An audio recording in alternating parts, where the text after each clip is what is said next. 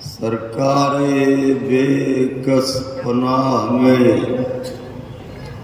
اپنی حاضری اور ہماری ذاکری کی قبولیت کے لیے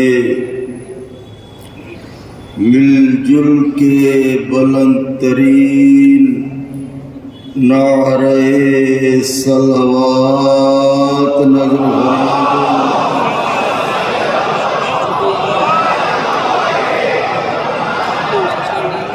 فاتحہ۔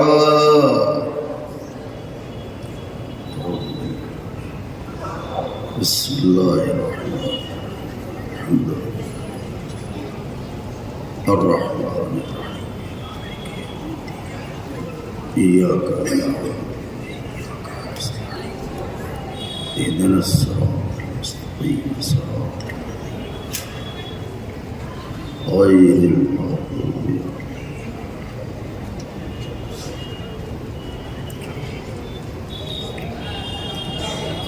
عليهم لا حول ولا قوة إلا بالله العلي العظيم حسبنا الله ونعم الوكيل نعم المولى ونعم النصير أعوذ بالله السميع العلي العظيم من الشيطان اللعين الرجيم بسم الله الرحمن الرحيم الحمد لله الذي هدانا لهذا وما كنا لنهتدي لولا أن هدانا الله لقد جاءت رسل ربنا بالحق الصلاة والسلام على سيدنا ونبينا وشفيعنا ومولانا بالقاسم محمد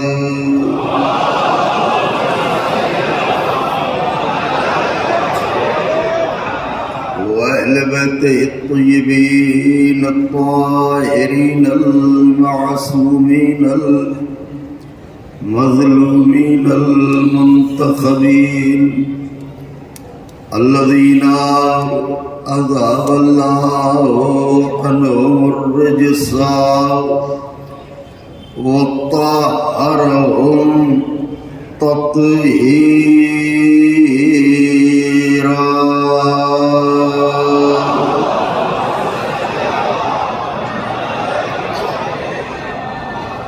ولعنة الله على أعدائهم وقتلتهم وغاصبي حقوقهم ومنكري فضائلهم ومصائبهم وشجاعتهم وطهارتهم وسخاوتهم وجلالتهم وولايتهم وعظمتهم وعطشهم أجمعين من ليلنا هذه إلى قيام يوم الدين أما بعد فقد قال الله سبحانه تبارك وتعالى في القرآن المجيد والفرقان الحميد وهو أصدق الصادقين وقوله الحق بسم الله الرحمن الرحيم إن الدين عند الله الإسلام صلوات الله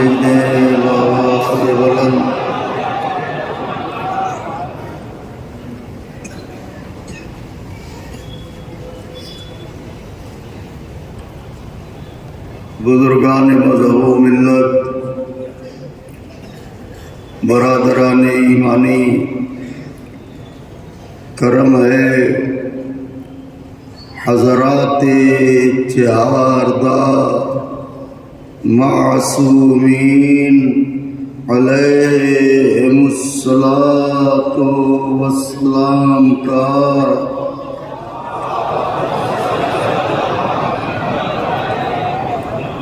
اور خصوصی صدقہ ہے شہزادی کونین بنت جناب رسول الثقلین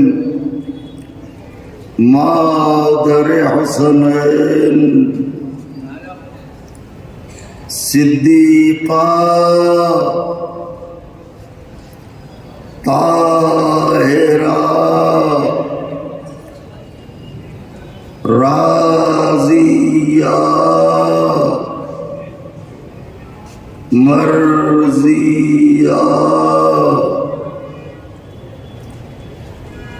بطول عذرا حورین انسیہ جناب فاطمہ زہرا سلام اللہ علیہا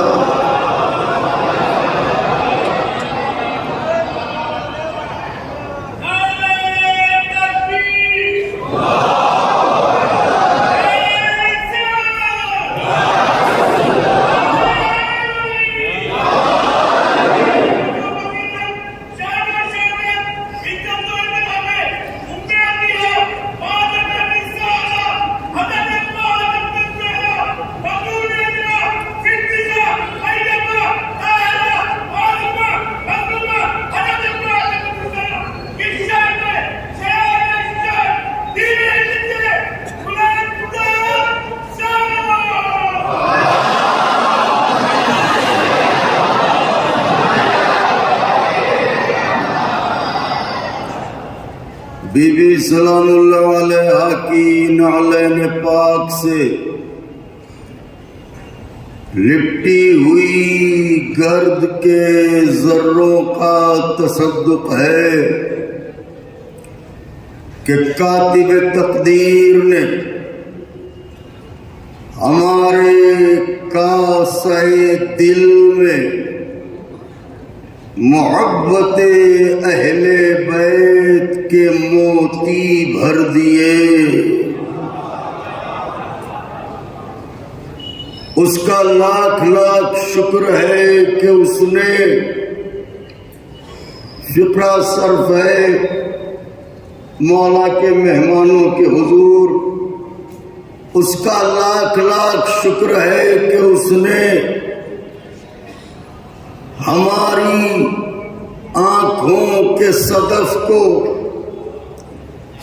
آنسوؤں کے گوہر عطا کر کے محشر کی بھیڑ میں جب ساری دنیا کنگال کھڑی ہوگی ہمیں مالا مال فرمایا.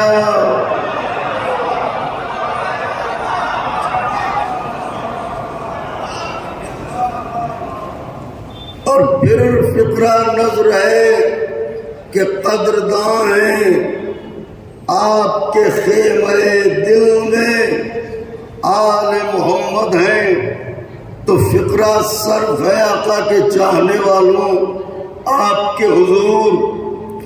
اس کا لاکھ لاکھ شکر ہے کہ اس نے ہم غریبوں کو آنسوؤں کی شکل میں ایسی دولت عطا کی جسے دنیا کا کوئی لٹیرا لوٹ نہ سکے.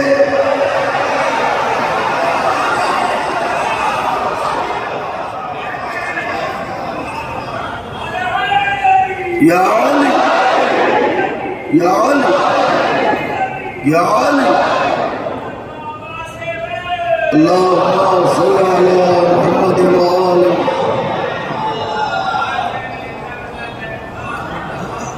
یہ وہ احسانات عظیم ہیں کہ اگر عمر جناب نوح میسر ہو کہ سلام ہو ان پر، اور ایک سجدہ شکر میں زندگی بسر ہو تو زندگی تمام ہو جائے گی، حق شکر ادا نہ ہوگا۔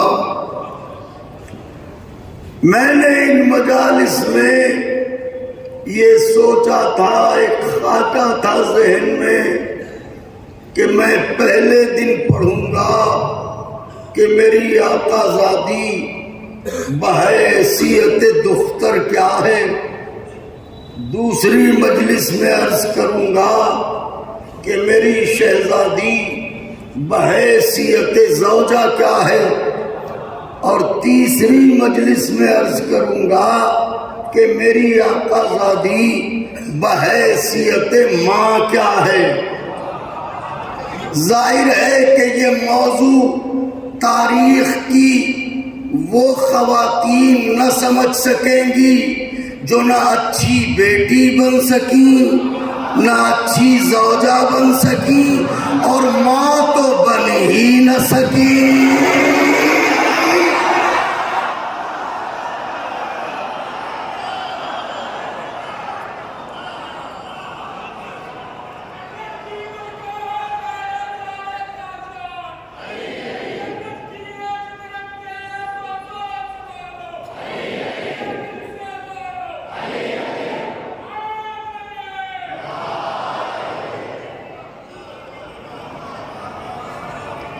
یہ چہرے گلاب رہے،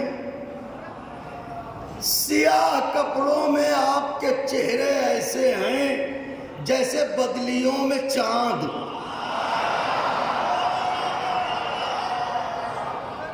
یہ شرف عزائے حسین کا بخشا ہوا شرف ہے، یہ سعادت عزائے حسین کی بخشی ہوئی سعادت ہے۔ تو کل سفیر اعلیٰ، پسندیدہ و مقبول ترین ذاکر مولا، عزت مآب جناب ندیم رضا سرور صاحب نے جو سلام پڑھا، وہاں سے منبر کا کچھ تقاضا بھی ہوتا ہے، تو میں نے کچھ باتیں عرض کی تھی۔ آج بھی سوچا تھا کہ اب جب وہ موضوع چھڑ گیا ہے تو اسی کو آگے بڑھا دوں، لیکن پھر سفیر اعلیٰ کا حکم ہوا کہ کوئی ایسا پہلو کہ جو دنیا کے لیے ایک درس حقیقت ہو، تو آج میں 2 دنوں کا حصہ بہت ہی مختصر کر کے ایک دن میں پڑھوں گا۔ میری آقا زادی بیٹی ہے تو کیا ہے، زوجہ ہے تو کیا ہے۔ یاد رہے، یاد رہے، یاد رہے، جو کردار میں جو رشتے میں بیٹی ہو، کردار میں اپنے باپ کی ماں ہو، اسے زہرا کہتے ہیں۔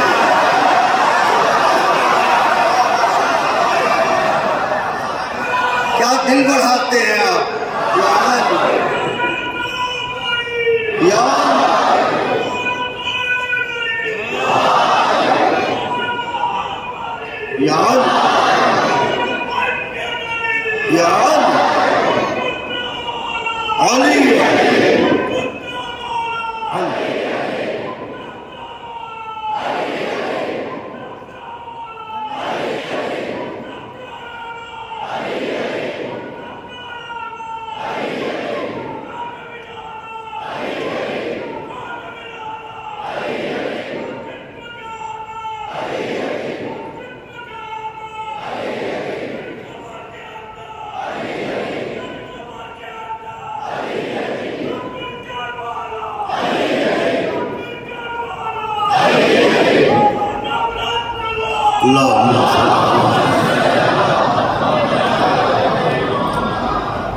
جو رشتے میں بیٹی ہو، کردار میں اپنے باپ کی ماں ہو، اسے زہرا کہتے ہیں۔ بطول کون ہے بحیثیت بیٹی سمجھنا ہے تو پہلے یہ دیکھنا پڑے گا بیٹی کس کی ہے، ان کا باپ کون ہے۔ تو جب باپ کی عظمت سمجھ میں آئے گی تو پتہ چلے گا کہ بیٹی کیا ہے، بیٹی کی عظمتیں کیا ہیں، بیٹی کی بلندیاں کیا ہیں۔ فقرہ یہ بس منبر پر مولا کی عطا ہے جو پہلی بار نظر کرنے جا رہا ہوں۔ کائنات کی ہر بیٹی اپنے باپ کی وجہ سے ہوتی ہے، اکیلی ہے زہرا جس کے لیے اللہ نے حدیث قدسی میں کہا اے محمد اگر فاطمہ کو خلق نہ کرنا ہوتا تو تمہیں بھی خلق نہ کرتا۔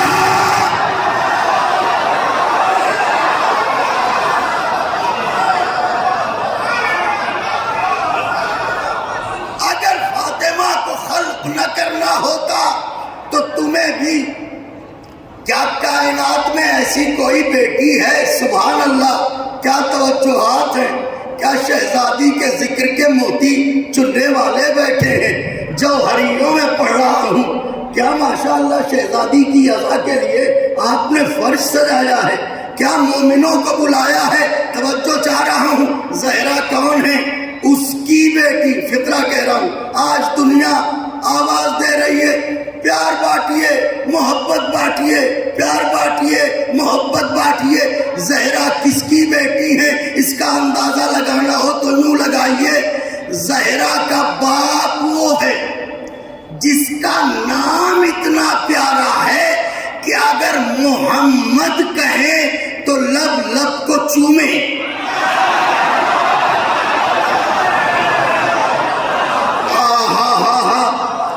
اگر محمد کہیے، نام لیجیے آقا کا، محمد نام ایک بار لیتے ہیں، لب دو بار چومتے ہیں، محمد۔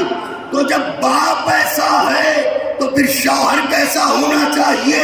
سرکار انیس نے یہی تو کہا، آئے زباں بنام علی یہ ولی کا جب، آئے زباں بنام علی یہ ولی کا جب، ہونٹوں کو چاٹتی ہے زباں اور زباں کو لب۔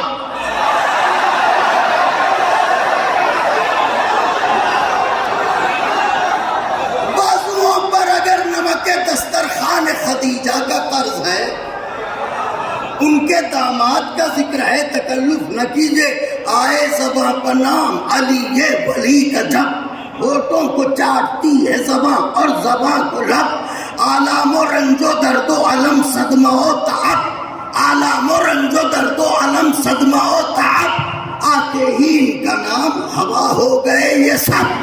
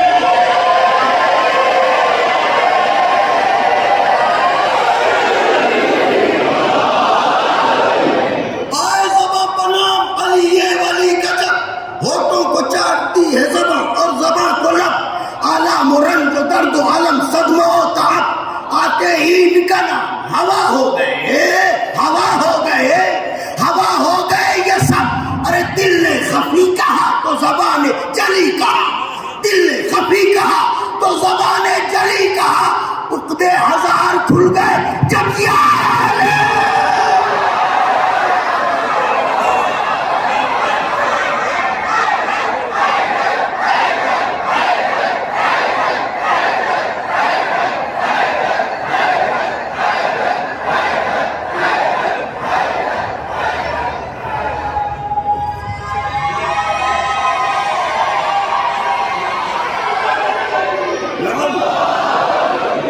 توجہ چاہ رہا ہوں آپ کی۔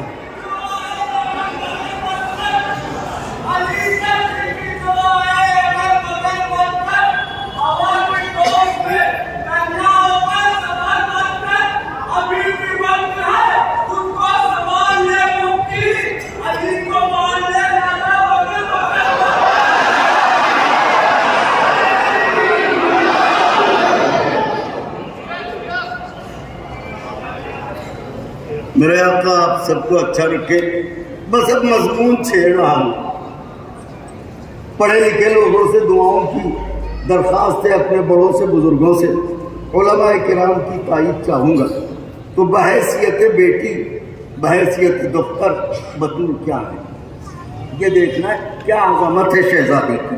دیکھیں ہمارے آخری نبی خاتم النبیین کہلاتے ہی اسی وجہ سے ہیں کہ ان سے پہلے اور انبیاء آئے، جبھی تو خاتم النبیین ہیں۔ تو جب ان سے پہلے انبیاء آئے تو ان کا کام کیا تھا؟ کہ ان کا کام تھا امت کے درمیان تبلیغ کرنا، امت کے درمیان توحید کا پرچم بلند کرنا، امت کو معرفت الہی کا رزق تقسیم کرنا۔ تو انبیاء جو تشریف لائے، ایسا کوئی نبی نہیں ہے جسے اس کی امت نے ستایا نہ ہو، جسے اس کی امت نے رلایا نہ ہو، جسے اس کی امت نے اذیت نہ دی ہو۔ انہی انبیاء میں ایک نبی ہیں جناب نوح، جن کی عمر 900 برس، 950 برس، جناب نوح، توجہ فرمائیے گا۔ تو ان کے لیے یہ روایات میں موجود ہے کہ آپ کے اندر جذبہ تبلیغ اس قدر تھا کہ آپ جب تبلیغ کے لیے جاتے تھے تو آپ کو پتا تھا کہ ہم کفار میں جا رہے ہیں، ہم مشرکین میں جا رہے ہیں، ہماری تبلیغ کا نتیجہ کیا ہوگا۔ 2 سے 3 منٹ یہ توجہ چاہ رہا ہوں آپ کی تمہید تاکہ نتیجہ عرض کر سکوں۔ تو جب جاتے تھے تو امت اتنی سرکش تھی کہ ایک شور اٹھتا تھا، چھوٹے چھوٹے بچوں کے ہاتھوں میں پتھر دے دیتے تھے، خود بھی پتھر اٹھا لیتے تھے، اور جیسے ہی جناب نوح گزرتے تھے اور تبلیغ کرتے تھے تو جناب نوح پر پتھروں کی بارش ہوتی تھی۔ یہ جو بارش ہوتی تھی تو یہ احتیاط سے بارش نہیں ہوتی تھی کہ پیروں پر پڑے، سینے پر نہ پڑے۔ پتھر جس کے ہاتھ میں ہوتا تھا، جہاں کا نشانہ لگا اس طرف اس نے پتھر برسائے، تو تھوڑی دیر میں عالم یہ ہوتا تھا کہ آپ سر سے پا تک لہو لہان اور زخمی ہو جاتے تھے، اور زخمی ہو کے خاک پر گر جاتے تھے۔ اب بھی پتھروں کی بارش نہیں رکتی تھی، اتنے پتھر برستے تھے کہ آپ انہی پتھروں میں ڈھک جاتے تھے۔ واقعہ بچے بوڑھے سبھی جانتے، انہی پتھروں میں ڈھک جاتے تھے آپ۔ اب جب ڈھک جاتے تھے تو اب یہ اللہ کی ذمہ داری تھی کہ جو اس کے لیے بولے اسے وہ اکیلا نہ چھوڑے، جو اس کے لیے بولے اسے وہ اکیلا نہ چھوڑے۔ لہذا اللہ جناب جبرائیل کو بھیجتا تھا اور کہتا تھا جبرائیل جاؤ اپنے پروں سے پتھروں کو ہٹاؤ، میرے نبی کے بدن سے اپنے پروں کو مس کرو تاکہ میرا نبی پھر سے تازہ دم ہو جائے، تاکہ اس کے زخم بھر جائیں، تاکہ میرا نبی پھر تبلیغ کے قابل ہو جائے۔ تو نوح کون ہے؟ نبی۔ تبلیغ میں امت کیا کر رہی ہے؟ اتنے زخم کے غش کھا جاتے ہیں، لیکن اب دوبارہ شفا کیسے مل رہی ہے؟ جبریل اپنے پروں کو مس کرتے ہیں تو ان کو ملتی ہے شفا۔ تو اب جب ان کی امت اتنی سرکش ہے تو میرے آخری نبی کا چیلنج تو بہت بڑا ہے، تو پھر یہ امت کتنی سرکش ہوگی؟ توجہ چاروں آپ کی خدمت میں۔ تو جناب نوح جب تبلیغ کرتے ہیں امت مارتی ہے پتھر، جناب نوح پتھروں میں ڈھک جاتے ہیں، جبریل آتے ہیں پروں سے ہٹاتے ہیں، جسم سے پروں کو مس کرتے ہیں، اور اس کے بعد یہ پھر تازہ دم ہو کے پھر تبلیغ میں مصروف ہو جاتے ہیں۔ تو جب نوح کے لیے جبریل آ رہے ہیں تو اس کا مطلب نوح کو ہے ضعف بدن، نوح کے لیے مسیحا بن کے کون آ رہا ہے؟ کہ وہ مسیحا بن کے آ رہا ہے جو ہے سید الملائکہ۔ آقا کے چاہنے والوں دعائیں چاہتا ہوں، آپ کے ذہن پہنچ گئے میں جہاں جا رہا ہوں، یہ ہے سید الملائکہ۔ اب میرے نبی میں اور نوح میں کیا فرق ہے؟ کہ بھئی فرق اتنا ہی ہے، فرق اتنا ہی ہے کہ نوح میرے نبی کا کلمہ نہ پڑھے تو نبوت نہ ملے۔ اس کا مطلب میرا نبی بڑا ہے، نوح ان سے چھوٹے ہیں۔ تو جب چھوٹے ہیں نوح، بڑے ہیں محمد، تو پھر نوح کا مسیحا بھی چھوٹا ہونا چاہیے، محمد کا مسیحا بڑا ہونا چاہیے۔ واہ واہ سبحان اللہ، محمد کا مسیحا بڑا ہونا چاہیے۔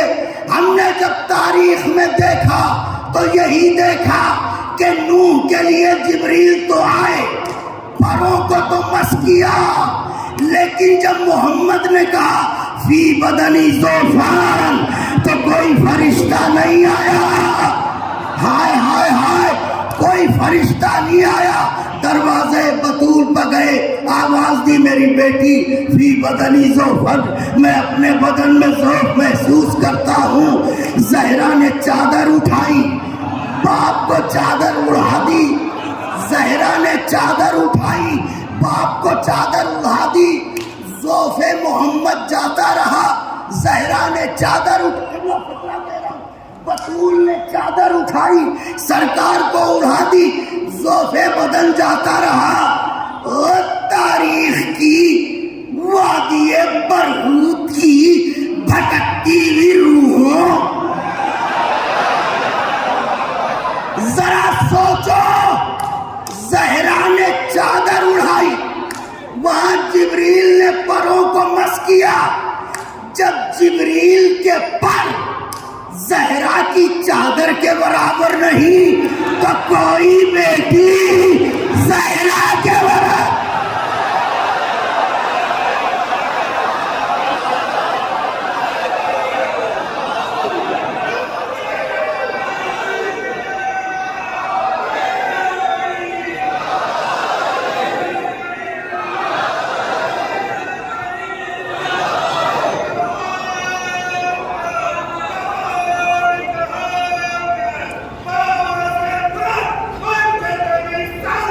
اللہ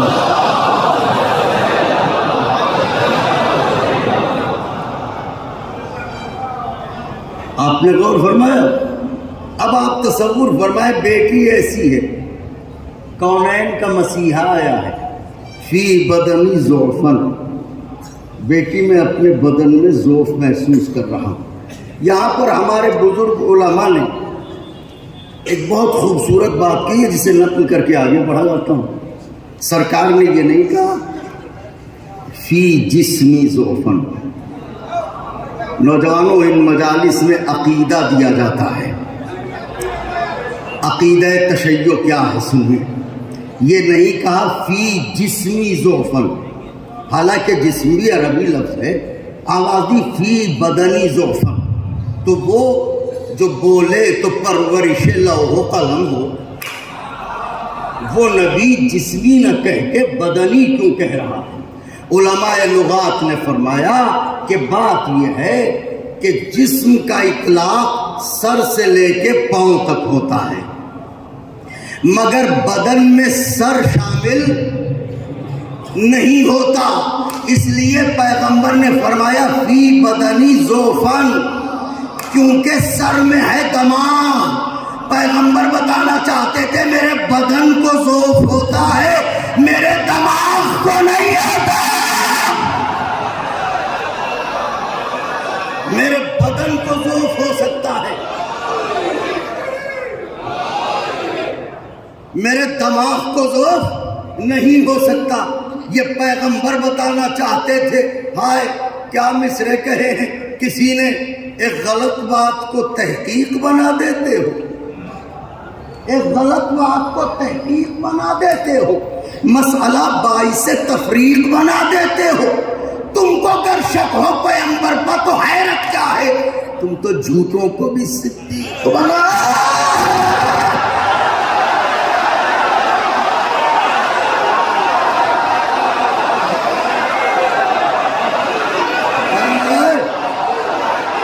میرے مولا کے ساتھ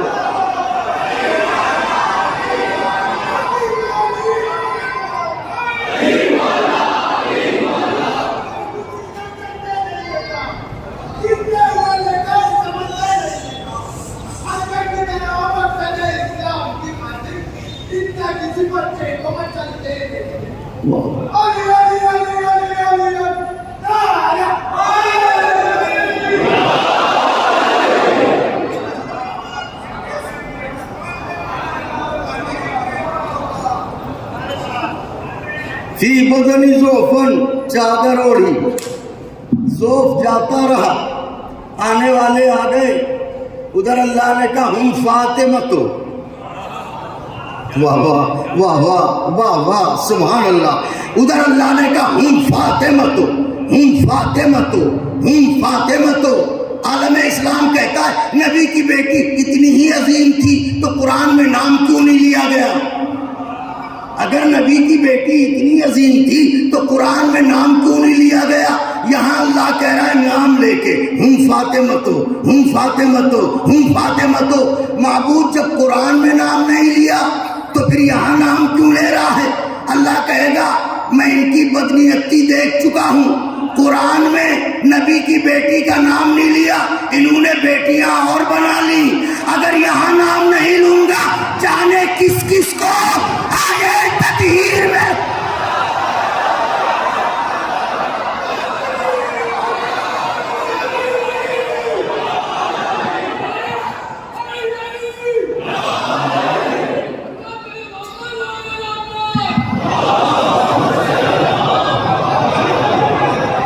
بحیثیت بیٹی، بحیثیت دختر، اللہم صلی علی محمد و آل محمد، بحیثیت دختر بی بی کیا ہے؟ نوح جب زخمی ہوتے ہیں جبریل اپنے پروں سے شفا دیتے ہیں، لیکن پیغمبر جب پتھر کھا کھا کے لوٹتے ہیں، پیغمبر فرماتے ہیں جب میں امت کے دیے گئے زخموں سے چور ہو کے، حضور والا ایسا فقرہ ہے چاہنے والے محسوس کر لے، درد کر لے تو قیامت تک نشانہ اترے۔ فرماتے ہیں کہ جب میں امت کے ہاتھوں ملے ہوئے زخموں سے چور ہو کے اداس اداس گھر آتا تھا تو جیسے ہی میری بیٹی فاطمہ کے چہرے پر میری نظریں پڑتی تھیں ایک دم سے مجھ میں جوش تبلیغ بھر جاتا تھا، جیسے زہرا کہتی ہوں، جیسے بطول کہتی ہو بابا تھکیے گا نہیں، آپ نبی ہیں، میرے چہرے میں دیکھیے کیا نور امامت نظر آ رہا ہے؟ نبی کا کام پہنچانا ہے، امام کا کام بچانا ہے، آپ پہنچا دیجئے میری اولاد بچا لے گی۔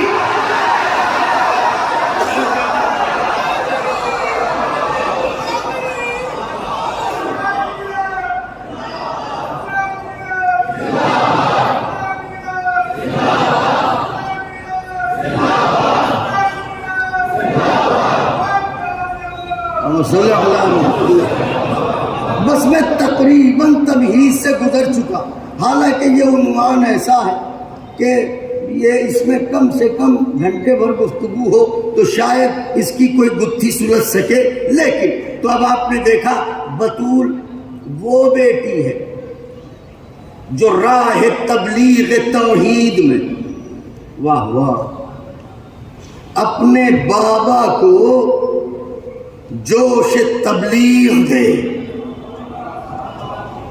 اس بیٹی کو کہتے ہیں فاطمہ۔ اب آئیے دیکھتے ہیں بحیثیت زوجہ کیا ہے۔ اگر دعائیں دینے کا وعدہ کریں تو جملہ عرض کروں، بحیثیت زوجہ بطول کیا ہے؟ حضور آپ کی آواز بڑی ہے، دائرہ بڑا ہے، میں جو گزارش کر رہا ہوں ممکن ہو تو مجھ ایسے حقیر اور ادنا سے ذاکر کے حوالے سے اس فقرے کو جتنا عام کر سکیں آپ کریں۔ بحیثیت زوجہ بطول کی شخصیت کیا ہے؟ کائنات کی ہر زوجہ محکوم ہے، شوہر اس کا حاکم ہے۔ کائنات کی ہر زوجہ محکوم ہے، شوہر اس کا حاکم ہے۔ زہرا بحیثیت زوجہ کائنات میں وہ اکیلی بیوی ہے جو شوہر سے کم نہیں ہے، شوہر کے برابر ہے۔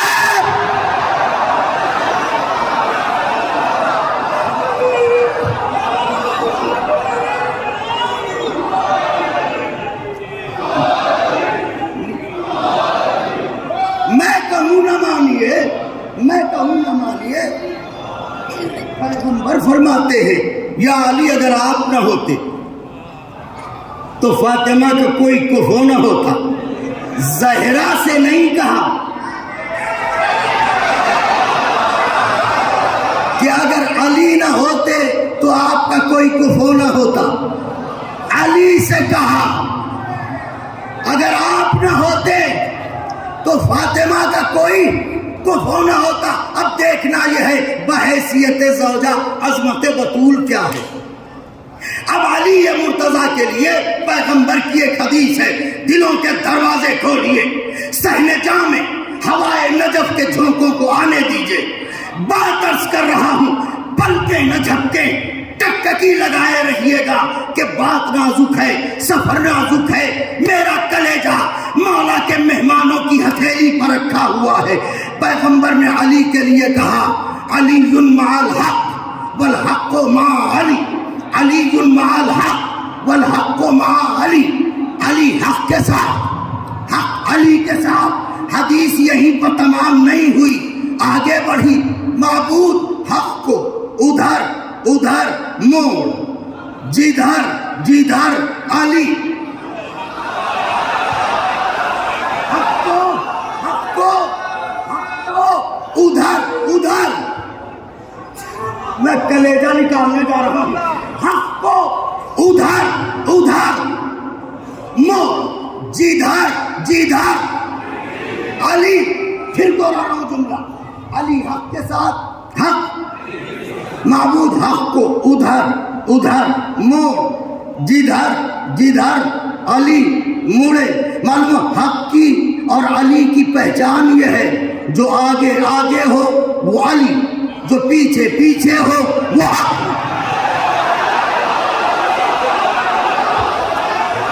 جو آگے آگے ہو وہ علی، جو پیچھے پیچھے ہو وہ حق۔ اب تلاش کیجئے کائنات میں حق کیا ہے؟ چاند حق، سورج حق، ستارے حق، سیارے حق، کہکشانے حق، جنت حق، کوثر حق، حوریں حق، سلسبیل، ملائکہ۔ زور سے بولیے، تکلف نہ کیجئے، تھوڑا سا سہارا دیجئے۔ جنت، کوثر، حوریں، سلسبیل، کوثر، سوریں، سلسبیل، انبیاء، فرشتے، جبریل، میکائیل، عزرائیل، اسرافیل، یہ سب کے سب ہیں حق۔ انبیاء میں آ جائیے، آدم، نوح، ابراہیم، موسیٰ، عیسیٰ، قینان، لمک، مہلائیل. ارے علی کے لیے کہہ رہا ہوں، حق تو بولیے نا. مہلائیل، یوشع بن نون، زکریا، یوسف، یونس، ادریس، لوی، لمک، کنان، یہ سارے انبیاء ہیں. حق تو جنت، کوثر، ملائکہ، سلسبیل، کائنات میں اللہ نے جتنی پاکیزہ اشیاء بنائی سب انبیاء.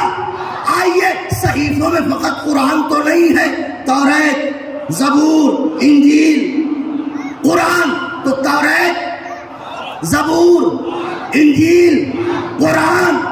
اب نبی کیا کہہ رہے ہیں؟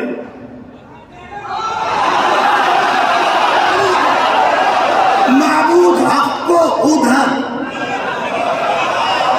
جدھر تو آدم، نوح، ابراہیم، موسیٰ، عیسیٰ، کائنات. شیعہ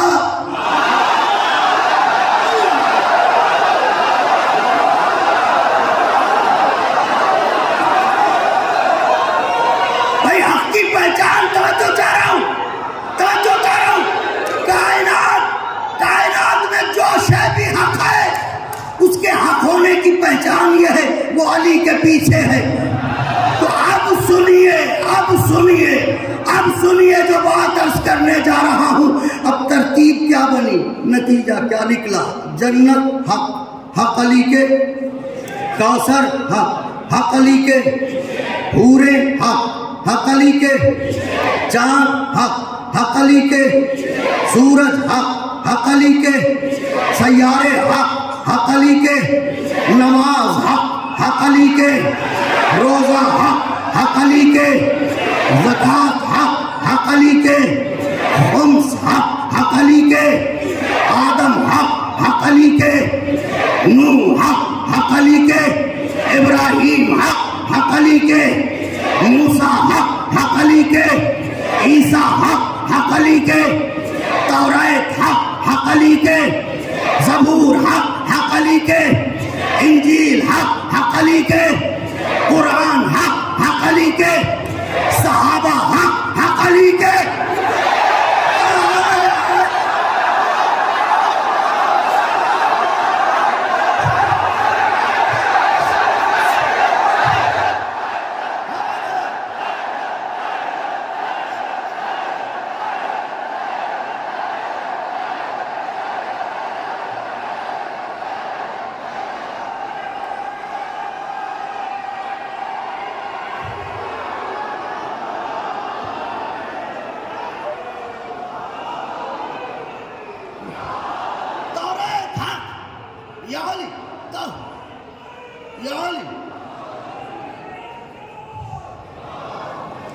توریت حق، حق علی کے.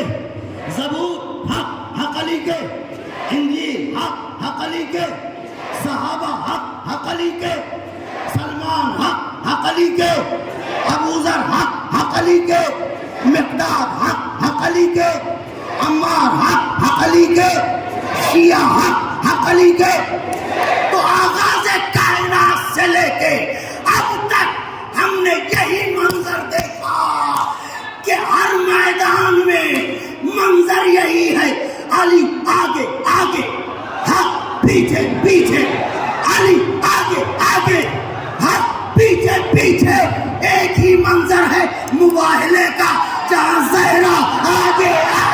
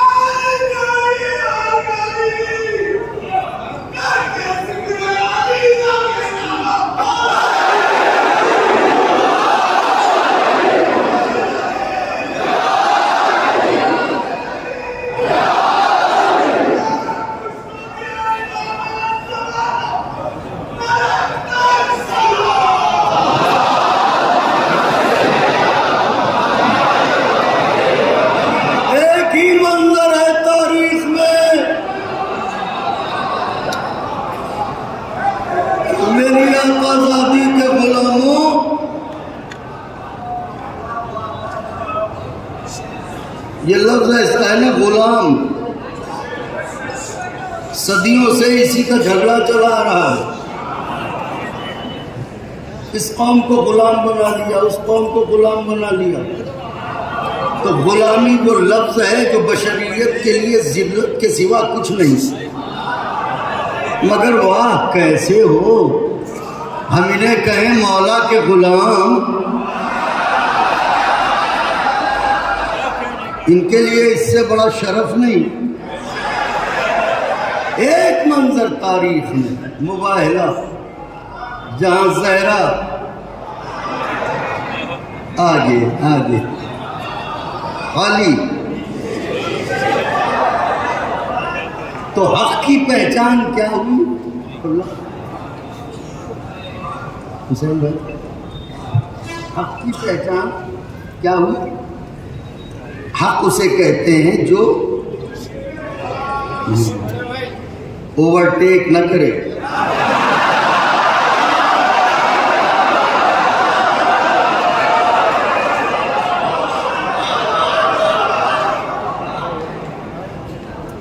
تو اب ہر شے کی ضد ہے، جیسے دن کی ضد رات، بلندی کی ضد پستی. تو حق کا ہونا بتا رہا ہے کہ باطل ہے. مٹے گا جب آنے والا آئے گا.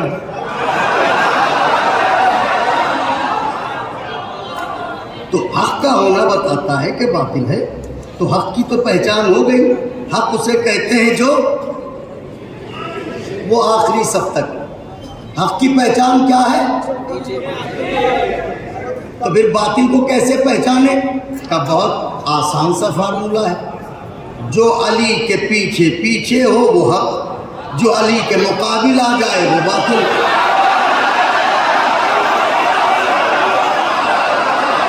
جو علی کے پیچھے پیچھے ہو وہ حق، جو مقابلے میں آ جائے وہ باطل، چاہے آنے والا ہو چاہے.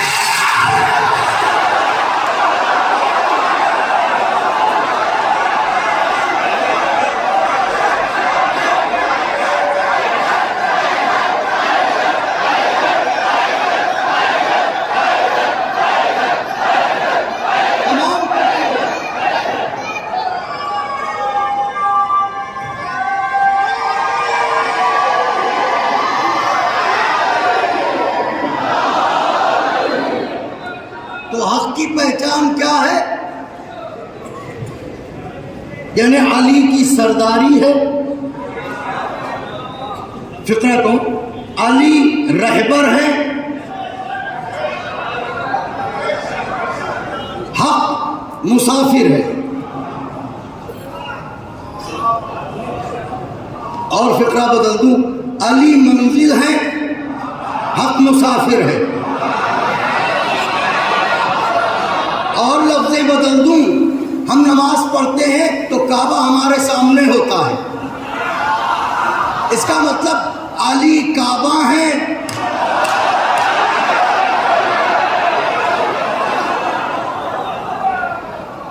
حق طواف کرنے والا ہے، حق پیچھے پیچھے ہے، علی آگے. لیکن مباہلے کا ایک منظر بس لیجئے، لے جائیے بلال کاظمی کا کلیجہ.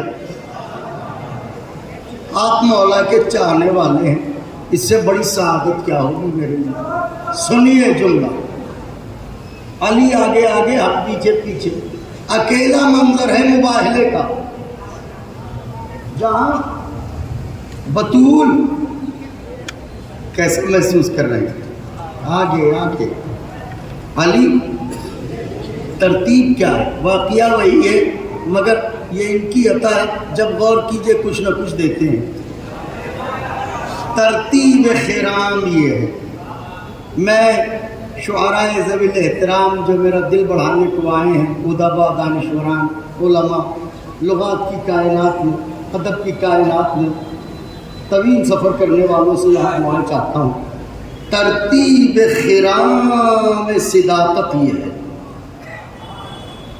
ترتیب خرام کاروان صداقت یہ ہے کہ آگے آگے رسول، پیچھے پیچھے بطول، ان کے پیچھے پیچھے. ٹھیک ہے, یہی تو ترتیب ہے. اب کہتے کسے ہیں بطول, ایسے دروازے دل کھول کے بیٹھی, آگے آگے رسول, پیچھے پیچھے بطول, ان کے پیچھے علی. اب ترتیب خرام یہ ہے, یہ نبی کے قدم پڑے, یہ ہے زمین, یہ نبی کا قدم, یہ قدم اٹھا آگے بڑھا, اسی نشان پر زہرا کا قدم, یہ قدم اٹھا آگے بڑھا, اسی نشان پر علی کے قدم. یہی ہے نا, یہ نبی کے قدم, یہ زہرا کے قدم, یہ علی کے قدم, یہ نبی کے قدم, یہ زہرا کے قدم, یہ علی کے قدم. عقل کے اندھو یہ منظر غور سے دیکھو, زہرا اس پردہ بیوی کا نام ہے جس کے نقش قدم کی بھی یہ احتیاط کہ اس کے نیچے بھی پردہ, اس کے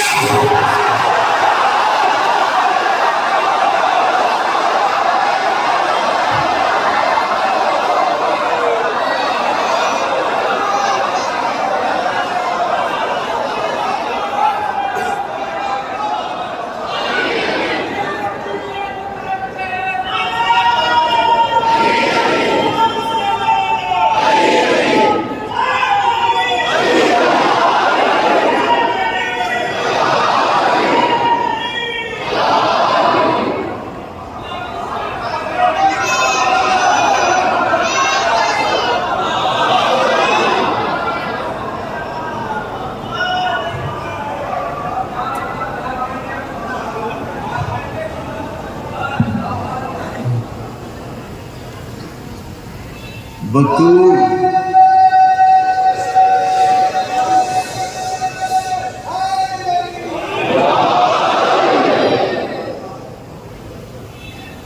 بطول اس پردہ بیوی کو کہتے ہیں جس کا نشان قدم بھی بے ردا نہ ہو.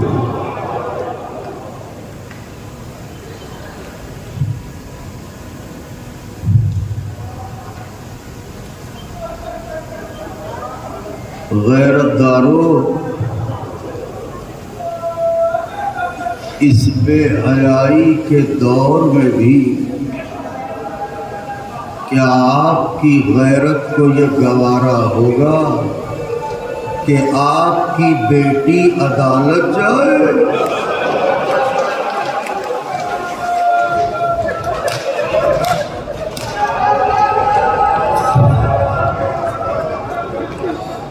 آئے زہرا,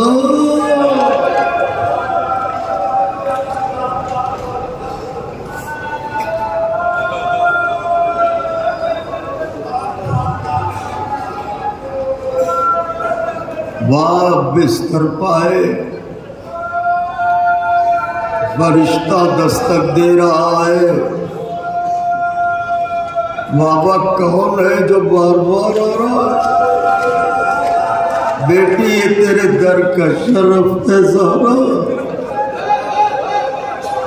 میں عرض کروں گا یا رسول اللہ, جس در کا شرف بتا رہے ہیں ذرا امت کو سمجھا دیجئے, یہاں آگ نہ لگائے.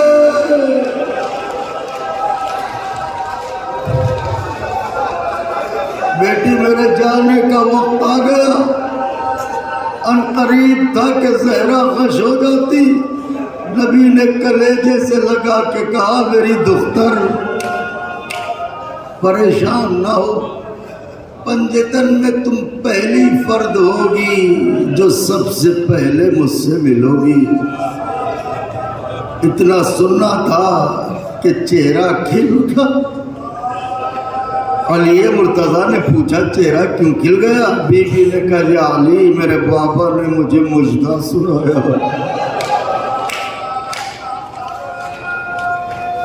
صاحبان احساس ایک جملہ کہنا چاہتا ہوں, ہر بیٹی جینا چاہتی ہے. یہ کیسی امت تھی جس کے بیچ زہرا جلدی سے جلدی دنیا سے جانا چاہ رہی تھی. آپ تو خوب روتے ہیں، آپ تو خوب تڑپتے ہیں، آپ تو خوب گریا کرتے ہیں، فضائل میں تو آپ خوش ہوتے ہیں، روتے ہیں، تڑپتے ہیں۔ یہ آپ کا فضائل میں خوش ہوتے ہیں، یہ آپ کا حق ہے، مگر یہ جو آنسو ہے نا یہ کسی اور کا حق ہے۔ فضائل تو اس لیے پڑھے جاتے ہیں تاکہ رونے والوں کو اندازہ ہو جن کے یہ فضائل ان پر یہ مصیبت۔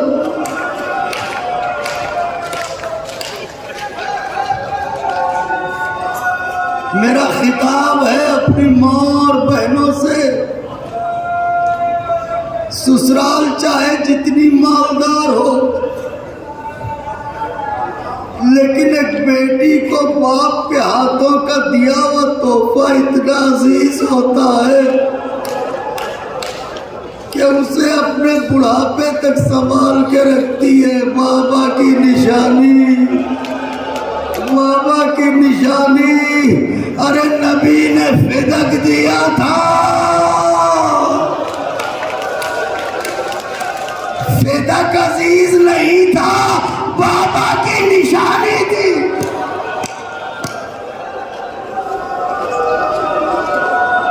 ظالموں نے چھین لیا پردہ دار بیوی، بیت الشرف سے نکلی، آئی، اللہ اکبر، کیسے کہوں، فقرہ کلیجہ پھٹ گیا۔ خدا نہ کرے کسی شریف خاتون کو بدمعاشوں کے درمیان جانا پڑے۔ زہرا کس طرح سے نکلی، حسن اور حسین انگلیاں پکڑے ہوئے، باپ کی لکھی ہوئی تحریر ساتھ میں، ایک جنت کی تحریر بانٹنے والی بیوی۔ علی نے دیکھا بطول دربار جا رہی ہے، علی چلے۔ اب اس طرح سے دربار میں پہنچی، جیسے ہی حاکم نے دیکھا نبی کی بیٹی آئی ہے، کہ کیوں آئی ہو؟ اے میری آقا زادی، اے کاش میں پڑھ لے جاؤں، بڑا درد ہے تاریخ میں، مجبوری ہے کہ سب کچھ پڑھ نہیں سکتا۔ کب تک تمہاری مصیبتیں غریب رہیں گی؟ کب وقت آئے گا جب کھل کے پڑھا جائے گا؟ گھر کس نے لوٹا، پسلیاں کس نے توڑے، محسن کو کس نے مارا؟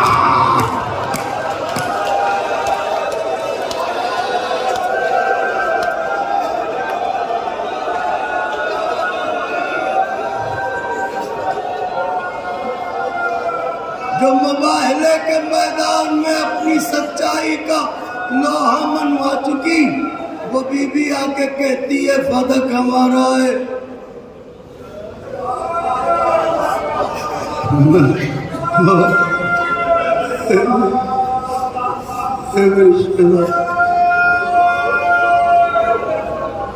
ادھر سے جواب ملا، گواہ پیش کرو۔ ٹھہر کے سنیے، اگر پڑھ سکا تو نہیں جانتا کب کب روئے، گواہ پیش کرو۔ نبی کی بیٹی سے، آپ کی شہزادی سے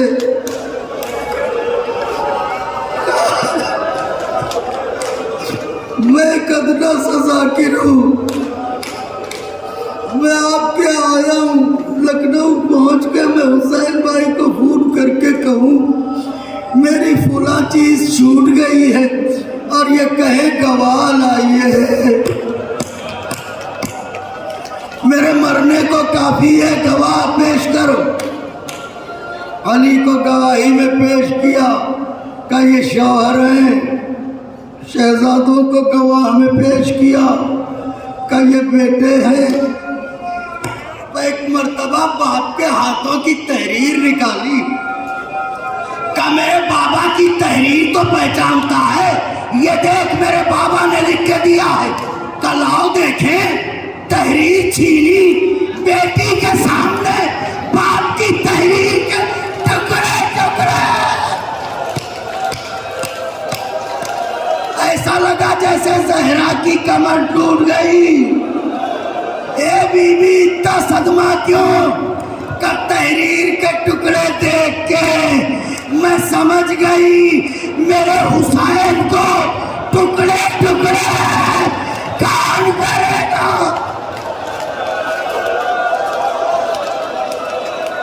ماتم کرتے آئیں, روتے آئیں,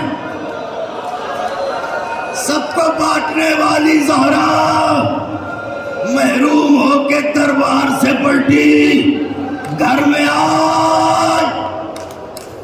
جیسے ہی گھر میں داخل ہوئی, دامن پکڑا بڑے شہزادے نے, کام نہ رو, حسن نے کہا اماں نہ رو, اماں نہ رو, اے اماں فدک نہیں ملا, نہ رو اماں. دامن کو چھڑایا, آگے بڑھی چھوٹا شہزادہ.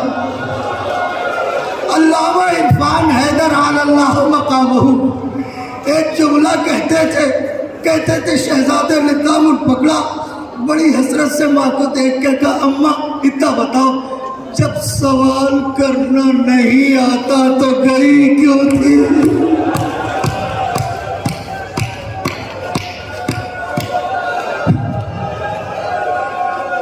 اتنے میں علی آئے, دیکھا زہرا زار زار رو رہی ہے.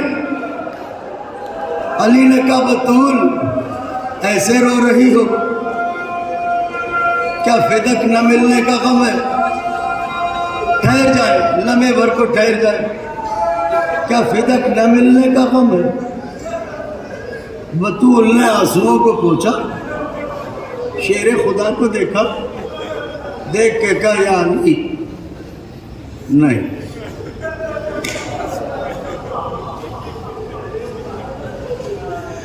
کپور ایسے روئی کیوں؟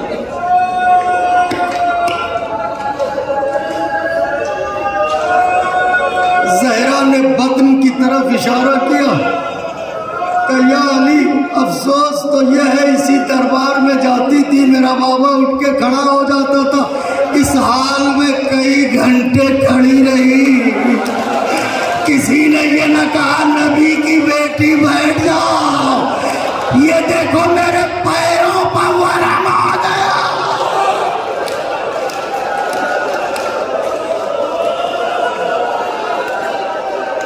کیا روئے, کیا تڑپے, کیا روئے, کیا تڑپے. آگے بڑھی, حجرے میں بیٹی ہے, مجلس تمام ہونے کی منزل پر حجرے میں بیٹی ہے. چونکہ دوسری مجلس میں شہزادی کے ذکر کے ساتھ ساتھ ان کی بیٹی کا ذکر ہوتا ہے. حجرے میں داخل ہوئی, کیا دیکھا, ننھی سی زینب سسکیاں بھر رہی ہے. زہرا نے کلیجے سے لگایا, میری بیٹی دیر ہو گئی آنے میں, رو کیوں رہی ہو؟ کہا مت چھپاؤ نہیں, میں نے سب سن لیا, تم دربار گئی تھی, تم دربار گئی تھی. زہرا نے کلیجے سے لگا کے کہا زینب میں دربار گئی تھی, تیرے بابا ساتھ تھے. ارے جب تو جائے گی سر پر چادر,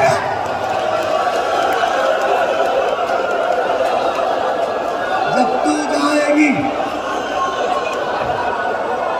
سر پر چادر نہ ہوگی. اللہ اکبر, اللہ اکبر, اللہ اکبر، خوب روئے، خوب کرتے، خوب پھنسا دیا۔ تو بس بیوی پہ تمام ہونی ہے بات، 3 سے 4 منٹ کی اجازت چاہوں گا، اگر پڑھ سکا یا زہرا اے میری آقازادی توفیق دیجیے گا کہ جب تو جائے گی بیٹی تیرے سر پر چادر نہ ہوگی۔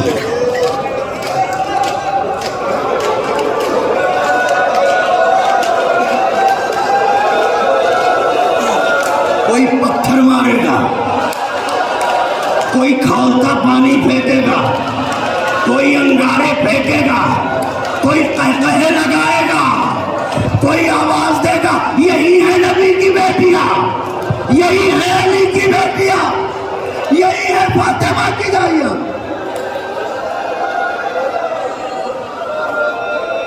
تو تمام کر دی مجلس، سوگوارو چلا کرو، داخلے بازار شام ہوا، قبلہ سفیر اعظم میرے بہت کم پڑتا لیکن خاص رونے والے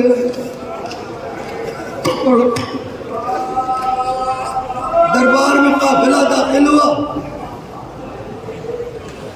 یزید ملعون کی زوجہ ہند اہل بیت کی چاہنے والی اپنی کنیز کو کسی کام سے بازار شام بھیجا تھا۔ تھوڑی دیر کے بعد جو کنیز آئی تو ایسا لگتا تھا اس کا دم نکل جائے گا۔ ہند آگے بڑھی، کنیز کا بازو پکڑا، لا کے بٹھایا کہ تجھے کیا ہو رہا ہے، خود کو سنبھال، لگتا ہے مر جائے گی۔ کنیز نے ہاتھ جوڑے، بی بی یہ پوچھو میں زندہ کیوں ہوں؟ کہ کیوں؟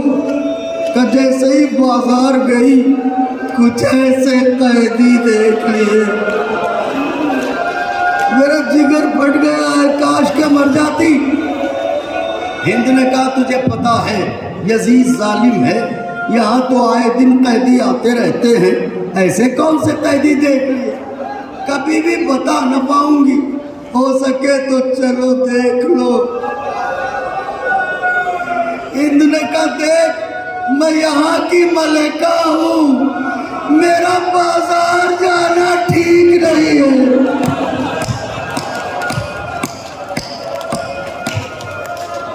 جب یہ قیدی زندہ میں آ جائیں تو ہمیں بتا دینا، ہم ان سے ملنے ضرور چلیں گے۔ آ گئے قیدی زندہ میں، کنیز نے خبر دی ملکہ قیدی آ گئے، کیا ملنے چلو گی؟ کہاں؟ داروغہ زندہ کو اطلاع دو، ہم ملنے کو چلتے ہیں۔ داروغہ زندہ کو اطلاع ملی، آیا یہ خاک پہ آیتیں بیٹھی ہیں، یہ قرآن زنجیروں میں جکڑا ہوا ہے، یہ زندان بان آ کے بولا اے قیدیوں تم سے ملنے شام کی ملکہ آ رہی ہے، سنو۔ جب وہ آئے تو اس کے سامنے ادب سے اٹھ کے کھڑے ہو جانا، زیادہ نہ بولنا۔ بی بی نے کہا تو پریشان نہ ہو، ہم اتنا ہی بولتے ہیں جتنی ضرورت ہو۔ یہ کہہ کے وہ گیا، اتنے میں شور اٹھا ملکہ شام کی سواری آ رہی ہے۔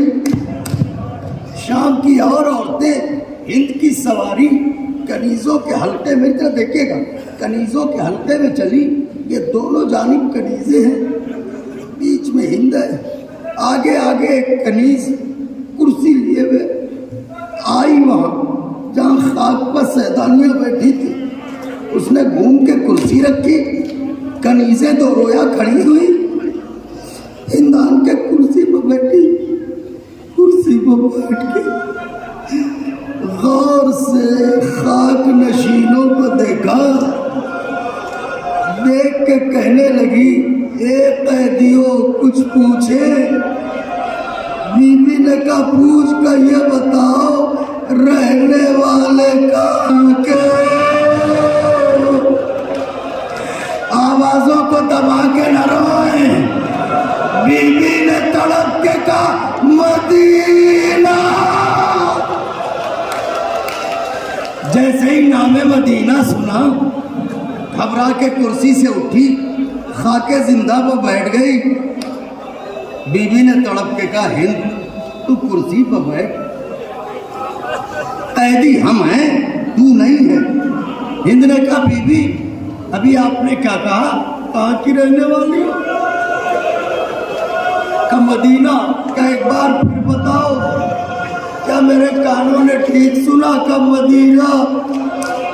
کا عجیب باتیں کرتی ہو، ایک طرف کہتی ہو مدینے کی ہو، پھر مجھ سے کہتی ہو کرسی پہ بیٹھوں۔ اچھا تم ہی بتاؤ اگر نبی نے مجھ سے پوچھ لیا محشر میں میرے مدینے کے قیدی خاک پہ بیٹھے رہے تو کرسی پہ بیٹھی رہی، میں کیا جواب دوں گی؟ ماتم کریں اللہ اکبر، میں کیا جواب دوں گی؟ یہ کہنے کے بعد کہا بی بی جب مدینے کی ہو تو یہ بتاؤ کس محلے کی رہنے والی ہو؟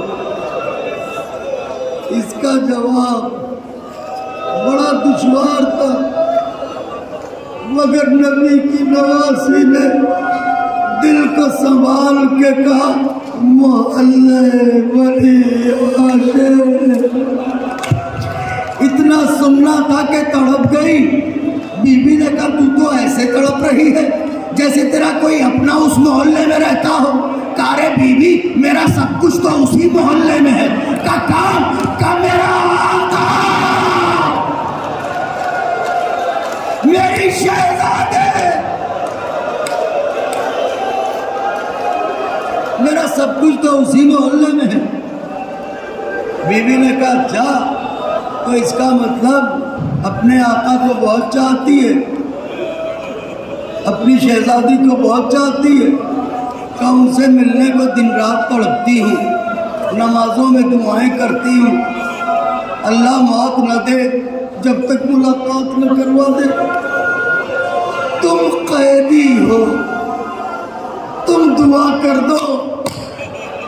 بیوی نے کہا ٹھیک ہے اگر میں دعا کر دوں اور تیری ملاقات ہو جائے تو کیا پہچان لے گی؟ غیرت دارو، اگر میں دعا کر دوں تجھے دیدار ہو جائے تو کیا پہچان لے گی؟ کبھی بھی کیسی باتیں کرتی ہو، جن کی کنیزی میں برسوں رہی کیسے نہ پہچانوں گی؟ بی بی نے کہا تو لے پہچان۔ یہ کہہ کے چہرے سے بالا کاٹایا، میں تیری شہزادی زینب،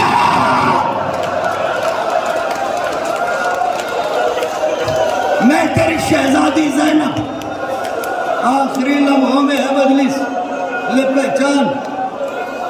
کچھ دیر تک دیکھا، غور سے دیکھتی رہی، دیکھ کے کہنے لگی بی بی ایک بات کہیں، برا نہ ماننا بی بی، مدینے کی ہو سکتی ہو، میری شہزادی نہیں ہو سکتی۔ ہائے غریبی، مدینے کی ہو سکتی ہو، میری شہزادی نے کہا کیوں؟ کہ اس لیے کہ تمہارا سر کھلا ہے، تم یزید کی قید میں ہو، نہ میری شہزادی کا سر کھل سکتا ہے نہ اسے کوئی قیدی بنا سکتا ہے۔ کہ کیوں؟ کہ اس لیے کہ میری شہزادی لاوارث نہیں ہے، 18 بھائیوں کی بہن، جن میں عباس جیسا بھائی،